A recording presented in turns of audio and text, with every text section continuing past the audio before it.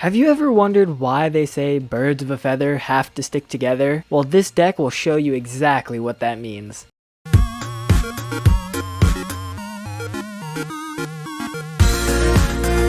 Hello everyone and welcome back to the Game Panda. Today we are playing some more Yu-Gi-Oh! Duel Links, and today we are continuing with the other Ancient Dragon decks. Today we have Blackwing.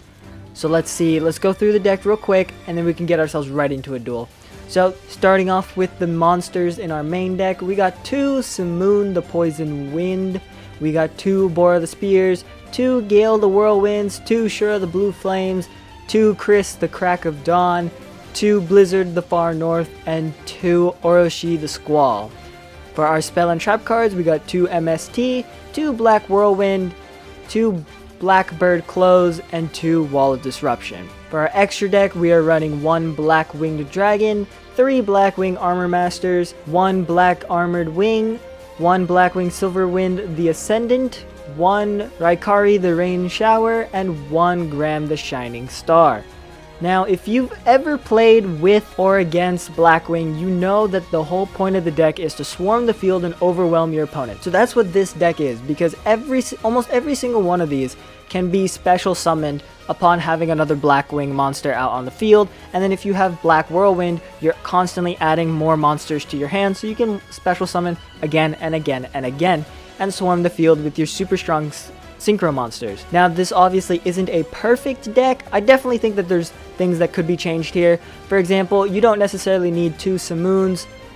I just have it because I've noticed that Black Hole was a big thing in the World Championship whenever I was testing this. I was a lower duel level when I was doing that, so that might also have played into it, so I decided to add a second one.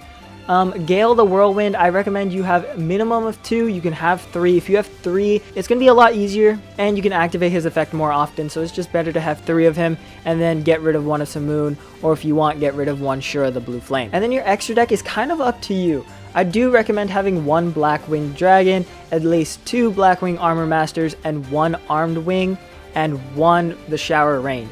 The Shower Rain is one of the most important back row removal for us, along with MST, so this thing can get rid of any strong monster, any back row, depending on the number of Blackwing monsters that you have out there, and obviously you're going to have a ton of them out there. And this just did occur to me, I did not go over the ability that we were running, so we're going with Black Wind to the top, so basically it's going to set a mountain as soon as the duel starts, which will help us boost our attack points by 200, and then it also gives us a feather counter on Blackwing Dragon. So Blackwing Dragon, whenever he gets a feather counter, he loses 700 attack points, but if you activate that skill on your turn, you can go ahead and activate his effect immediately, go ahead and get rid of that feather counter, deal 700 damage of effect damage to their life points, and then you can get rid of 700 attack points on a monster. So it's really helpful to have that ability and be able to pull that out whenever you need to. But that's the deck. Let's go ahead and get ourselves right into a duel. I don't think this deck can keep up anymore in the World Championship, unfortunately, especially with the duel level that I'm at. But level 14, I've tried to keep winning with this deck. I just haven't seemed to be able to get past level 14 with this, so I'm going to start trying with some other decks and see if I can get a little higher. So we're going to go ahead and try this out in regular ranked duels and see how it goes. Alright guys, so we found ourselves an opponent here. We got Carl Johnson, bronze rank 7, playing as a Taya Gardner. Not sure what we could see here. We could be seeing Magician Girls. We could be seeing the Agent. Apparently the Agent got a bunch of support cards coming out, so I might have to remake that deck soon. But let's see. Seems like they're playing a legit deck, 22-7, and unfortunately, we don't really have that great of a starting hand. It looks like they're playing a Romage. That's going to be a little tricky to deal with, especially since both of our decks are going to be more spammy kind. So let's see what we got. So right off the bat, I'm seeing that we can go ahead and activate Blackbird Close just because of how often a Romage is activating their monster effects. So we can go ahead and do that and get ourselves a Blackwing Dragon out there immediately, essentially. And then I don't exactly know what else to do from there, because if we special summon a monster, I'm not... So okay, here's what's going through my mind. So we can summon a level 6 synchro monster right now. We can summon Armed Wing. Armed Wing can deal some damage, but at the same time we can also just go like this with Shura the Blue Flame and attack. And I think that might be a good idea. You go for the Jasmine, we just attack, deal some damage. We can go ahead and activate Shear the Blue Flame's effect. He goes ahead and activates Marjoram's effect in his hand. He normal summons it, or special summons it, I guess.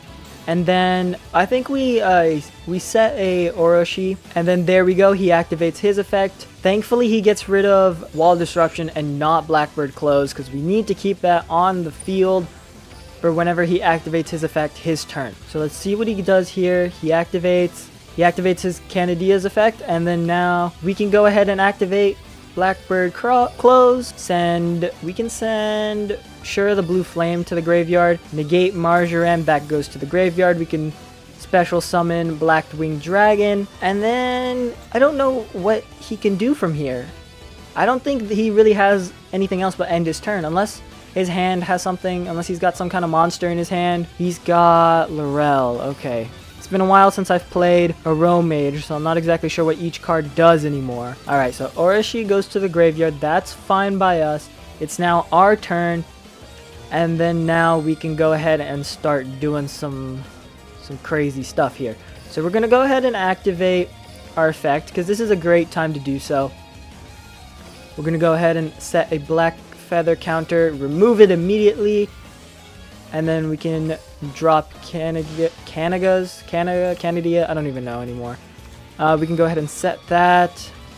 Then we're going to normal summon Blizzard the Far North. We can then activate his effect to bring in Shear the Blue Flame.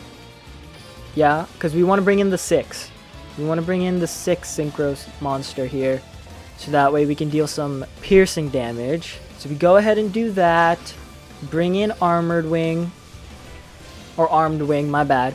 Armored Wing is our other one. Go ahead and special summon Chris the Crack of Dawn. So that way we should be able to deal quite a bit of damage here. So let's go ahead first and attack Kanaga. There we go. They're going to constantly gain some life points. That's a-okay with me, because now our monsters are no longer hindered with the attack point difference. We can now deal 2,500 damage, and then we're going to deal another 3,000 with with Blackwing Dragon here. Deal another 3,000. There we go. That was a pretty good turn. We turned the field around. Our field is now set. They have no monsters, only one card in their hand, and I doubt it's anything that's going to help them. So let's see what they got. Because even if they do have something, they have Jasmine. Okay, so they're going to be able to draw another card.